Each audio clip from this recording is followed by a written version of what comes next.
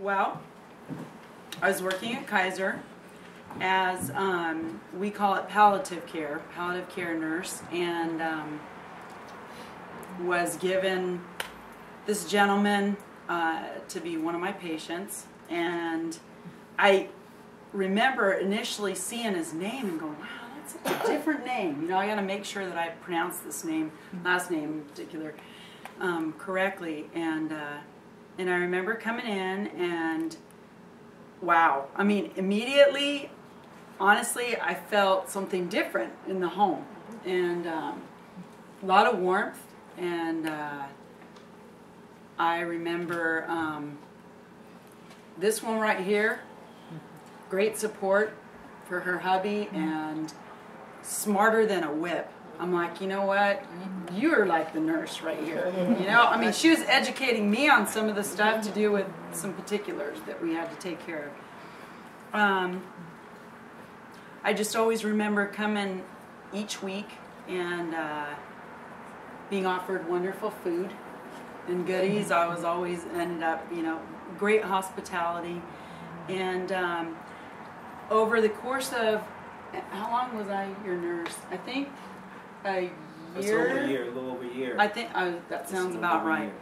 And typically, I should just note that as a palliative care nurse, typically our patients have a prognosis of living a year or less, is what we take care of patients.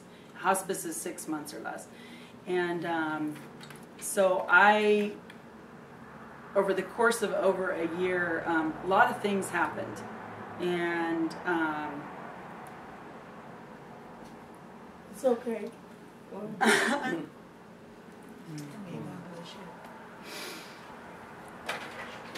I was as much blessed to be his nurse, her help and support, as they were saying I bless them.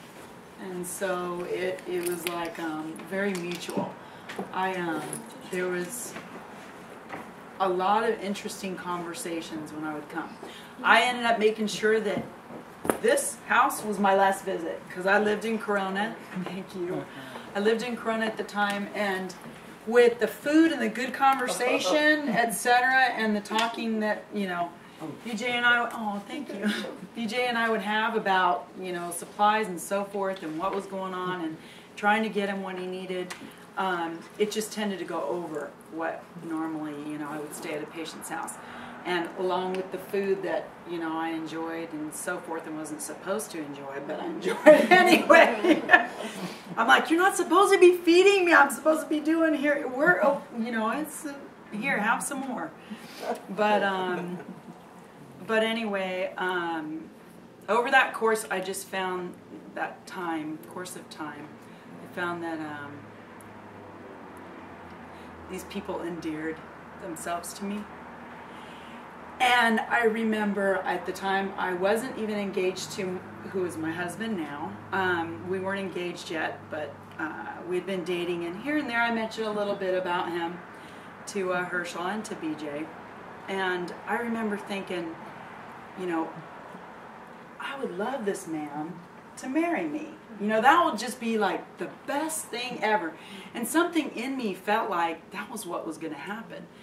But also, yes, I'm a believer, and I'm also a nurse that sees a lot of suffering and pain and is aware of prognoses. And I was cautious about getting a little too close. But so I did my conversations, all of that, and I kept within my heart the idea that eventually I'd be, you know, asked.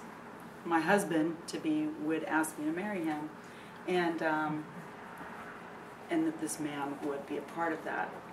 And so what had happened was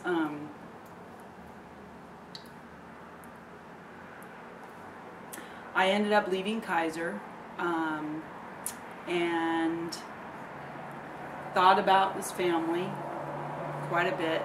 Bianca, oh girl, she totally, where is she?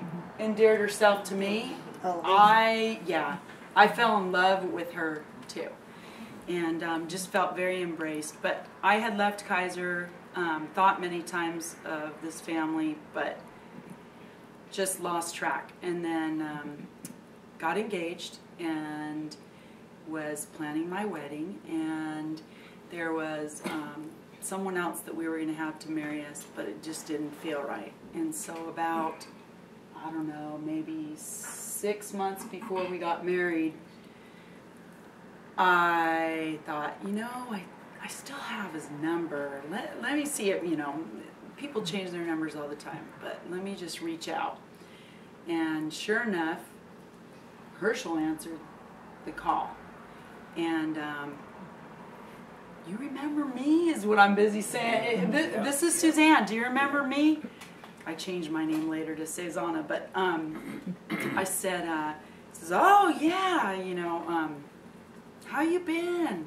I said, how have you been? You know, and quite frankly, I was hesitant to call also because I didn't know if he had passed away. And was elated when he answered the phone. Amen. And